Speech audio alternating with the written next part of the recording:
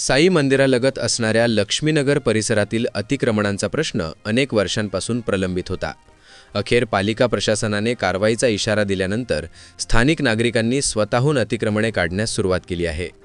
10 मार्चपर्यंत अतिक्रमणे हटवण्याची मुदत देण्यात आल्याने नागरिकांनी घरे आणि व्यावसायिक दुकाने स्वतःच जमीनदोस्त करण्याचा निर्णय घेतला आहे। त्यामुळे नेहमीच गजबजलेला लक्ष्मीनगर परिसर सध्या ओसाड झाल्याचे चित्र पाहायला मिळत आहे। लक्ष्मीनगर भागात अनेक वर्षांपासून थरे आणि लहान मोठी दुकाने उभी राहिली होती।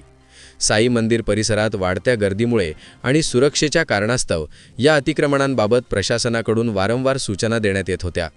अखेर पालिका प्रशासनाने अंतिम नोटीस देत 10 मार्चपर्यंत अतिक्रमणे काढण्याचे आदेश दिले।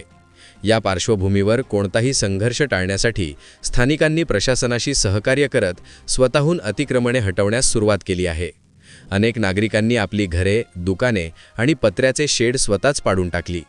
काही ठिकाणी घरगुती साहित्य आणि व्यापारी माल हलवण्यासाठी मोठी लगबग सुरू असल्याचे चित्र दिसत आहे। दरम्यान अनेक वर्षांपासून येथे वास्तव्य करणाऱ्या नागरिकांसमोर आता मोठा प्रश्न उभा राहिला आहे। अतिक्रमणे काढल्यानंतर या कुटुंबांचे पुनर्वसन कधी आणि कुठे होणार याकडे सर्वांचे लक्ष लागले आहे।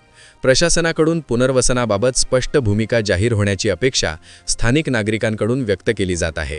साई मंदिरालगतचा लक्ष्मीनगर परिसर अतिक्रमणमुक्त करण्याची प्रक्रिया सुरू झाली असली तरी या नागरिकांच्या पुनर्वसनाचा प्रश्न आता प्रशासनासमोर मोठे आव्हान ठरणार आहे। प्रतिनिधी प्रदीप पाटील, एस न्यूज मराठी, शिर्डी, अहिल्यानगर।